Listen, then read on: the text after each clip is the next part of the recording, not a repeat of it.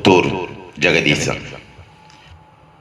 பரபரப்பான அரசியல். தமிழகத்தில் 234 தொகுதி. அதில் அணைக்கட்டு சட்டமன்ற தொகுதி. அணைக்கட்டினுடைய சட்டமன்ற தொகுதியினுடைய கடந்து வந்த பாதை வரலாறு. அணைக்கட்டு தொகுதி இதற்கு முன்பு கனியம்பாடி தொகுதியாக இருந்து பிரித்து அணைக்கட்டு தொகுதி உருவானது. கனியம்பாடி முதல் சட்டமன்ற தேர்தல் 1967 நடைபெற்றது. அப்பொழுது காங்கிரஸில் வேட்பாளராக அறிவித்த ஈலா பலராமன் அவர்கள் வெற்றி பெற்றார். அவரை எதிர்த்து போட்டியிட்டவர் திமுக சார்பில் தோப்பூர் திருவேங்கடம்.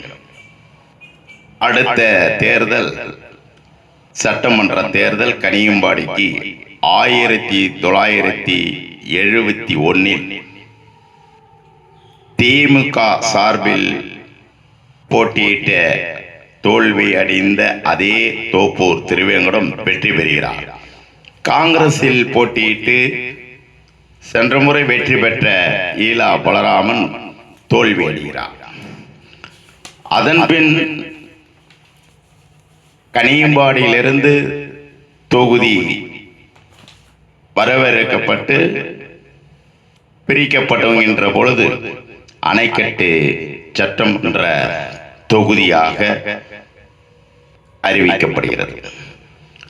சட்டமன்ற அணைக்கட்டு தொகுதியின் முதல் சட்டமன்ற உறுப்பினராக வெற்றி பெற்றவர் 1977 அதிமுக சார்பில் போட்டியிட்டு வெற்றி பெற்றவர் ஆர் மார்கபந்து. 1980 அதிமுக சார்பில் போட்டியிட்டு வெற்றி பெற்றவர் ஜி விஸ்வநாதன், இன்று பிஏடியினுடைய வேந்தர். 1984 அதிமுக சார்பில் அணைக்கட்டு தொகுதிக்கு போட்டியிட்டு வெற்றி பெற்றவர் வி.ஆர். கிருஷ்ணசாமி அவர்கள். 1989 தேர்தலில் அணைக்கட்டு தொகுதியில் திமுக சார்பில் வெற்றி பெற்றவர் எஸ்.பி. கண்ணன் அவர்கள்.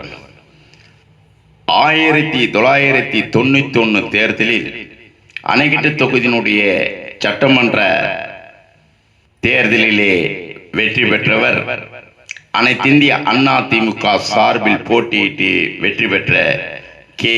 தர்மலிங்கம் அவர்கள். 1996 திமுக சார்பில் அணைக்கட்டு தொகுதியில் போட்டியிட்டு வெற்றி பெற்றவர் சி. கோபு அவர்கள். 2001 அனைத்திந்திய அண்ணா திமுக சார்பில் போட்டியிட்டு வெற்றி பெற்றவர் கே. பாண்டரங்கன் அவர்கள். மீண்டும் 2006 அதிமுகவே வெற்றி பெறுகிறது. வெற்றி பெற்றவர் கே. பாண்டரங்கன் அவர்கள். 2011 பாட்டாளி மக்கள் கட்சி சார்பில் போட்டியிட்டவர் கலைரசி அவர்கள். 2016 மற்றும் 2021 2 முறை போட்டியிட்டு திமுக சார்பில் வெற்றி பெற்றவர் ஏ.பி. நந்தகுமார் அவர்கள். இந்த 10 சட்டமன்ற உறுப்பினர்கள் இந்த தொகுதியில் போட்டியிட்டு இருக்கிறார்கள். அணைக்கட்டு தொகுதி. இப்பொழுது 11வது யார் சட்டமன்ற உறுப்பினர் அணைக்கட்டு தொகுதி என்பது விரைவில் தேர்தல் வர இருக்கிறது. இப்பொழுது அந்த விரைவில் வருகின்ற தேர்தலில் அதிமுகவா திமுகவா பலபரட்சியோடு மோதப் போகிறார்கள்.